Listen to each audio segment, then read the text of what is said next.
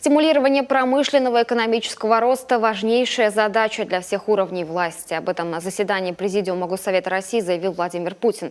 Президент назвал эту работу ключевым условием развития социальной сферы и повышения качества жизни.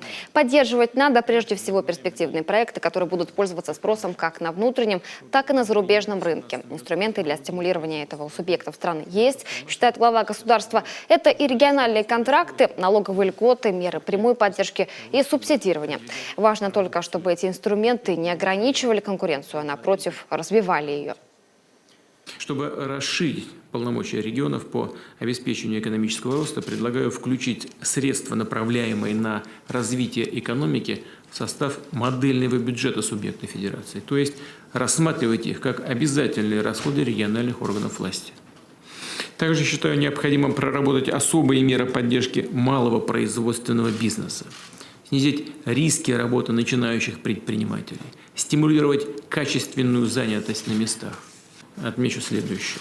Бизнес будет развиваться, инвестировать в модернизацию и открытие новых производств только там, где ему идут навстречу. Не мешают, не создают барьеры, а формируют удобные, комфортные условия для работы. В том числе это касается и современной социальной сферы, важной для сотрудников предприятий и членов их семей. Обращаю внимание руководителей в регионах и на местах, нужно своевременно и оперативно решать ключевые вопросы промышленников, такие как выделение земельных участков и обеспечение их инженерной инфраструктуры, развитие дорожной сети, ввод в строй новых энергомощностей.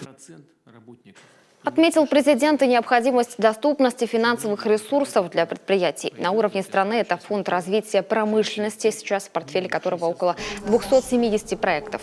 К слову, возможность создания аналогичного на уровне Коми депутаты Госсовета приняли в прошлом году на октябрьской сессии.